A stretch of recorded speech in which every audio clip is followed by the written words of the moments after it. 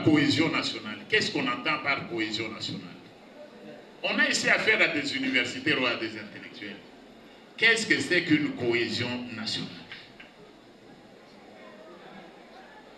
Est-ce que si le président, ce qu'ils veulent, si le président Kabila et le président Tshisekedi, le chef de l'État, s'est rencontré avec Nanga, un criminel, c'est ça la cohésion nationale?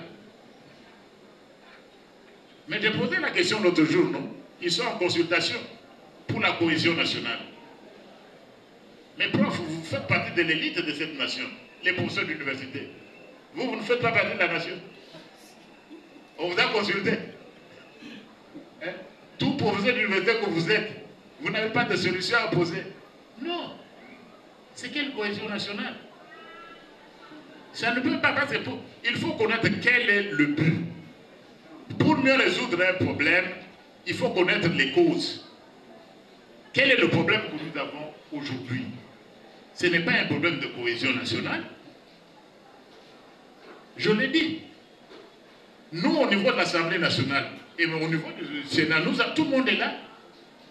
Je suis de l'Union sacrée, je suis de l'UDPS. Nous avons nos amis avec qui on est tous les jours dans les commissions, ils sont de l'UDPS et non de Ensemble. Le parti de l'ancien Premier ministre Mouzito, lui-même est aussi député. Dernièrement, j'étais assis à ses côtés. Nous étions dans la même salle. La cohésion nationale signifie quoi? Il faut leur poser la question. Non. C'est cohésion politique peut-être, mais pas nationale. Le pays est envahi par le Rwanda. Qu'est-ce que la cohésion nationale va résoudre? Déjà, elle existe. Le pays est agressé. Ça, ce sont les concepts de ceux qui n'ont pas voulu dénoncer l'agression rwandaise. Ils n'ont pas voulu dénoncer l'agression rwandaise. Parce que s'ils avaient trouvé que c'est la balkanisation. La balkanisation, c'est un problème interne. Non, intérieurement, nous devons résister. Mais nous sommes victimes d'une agression extérieure. Donc c'est l'œuvre de ceux qui n'ont pas voulu dénoncer Kagame. C'est ça tout simplement. Ça va arriver à quoi? Je ne pense pas que ça puisse arriver là où ils pensent l'arriver. Et que ça puisse arriver. Parce que quel résultat ça va donner? Je vous ai dit tout à l'heure, qu'est-ce qui est visé dans la cohésion? Une même table. D'abord, les gens qui viennent, ils vont vouloir qu'il y ait un gouvernement de transition. Ils vont vouloir que les mêmes infiltrés là, les généraux qui sont en train de tuer, ils tuent nos frères à Goma. À Bukavu, qu'on les retrouve ici, chef d'état-major. James Kabarebe est de retour à Kinshasa pour diriger l'armée, c'est ça ce qu'il fait. Je ne sais pas si vous êtes prêts à accepter, c'est la question. Le choix est entre la liberté et l'esclavage. Ok, ça va, mais choisissez entre les deux. Vous avez d'un côté la liberté et l'esclavage avec Kagame. Est-ce que vous êtes prêts à accepter l'esclavage? Non. Et puis l'hymne national que vous chantez, il faut même ne plus le chanter. Nous allons laisser à nos enfants quel serment?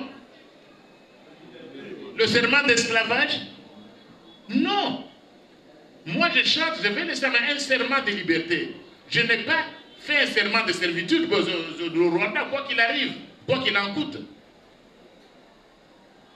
Non, c'est inacceptable. Et puis ils sont en train de sillonner le monde. Quel est le statut de la CENCO en droit international?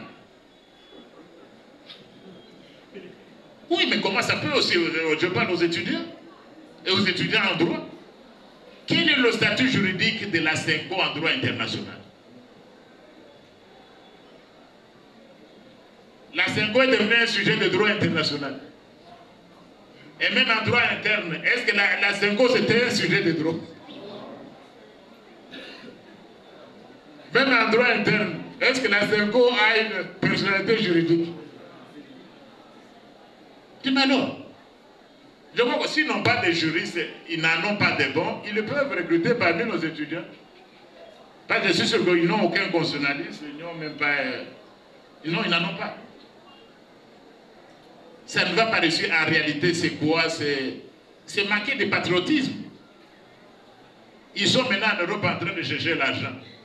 Qui va organiser ce dialogue-là? On a déjà nommé un secrétariat, on a dit ça va nous coûter 200 000 €, 300 000 €, mais on est en Belgique, donnez-nous un peu d'argent. Et puis il y aura la... Non, ça ne va pas se faire. En tout cas, s'il y a cette histoire-là, moi, prof Mbata, je ne serai pas. Non. Et puis on tue vos gens. On tue les catholiques, on les a tués, on les a. Et vous êtes là en train de sourire à Goma. Moi, je n'irai pas dans cette église-là. Ou si j'irai, je n'accepterai. Je ne vais pas prendre la communion de vos mains. Parmi ceux qu'on a tués, kimbanguistes, catholiques, ils sont pleins à Goma, Bukavu, on les tue. Et on vous appelle le père spirituel. Vous êtes là en train de dîner en dansant. Avec les plus beaux habits religieux. Je suis sûr que chacun a sorti son costume religieux le plus récent. Non. Bon, je laisse, je vais à la question d'Alexis Madilou.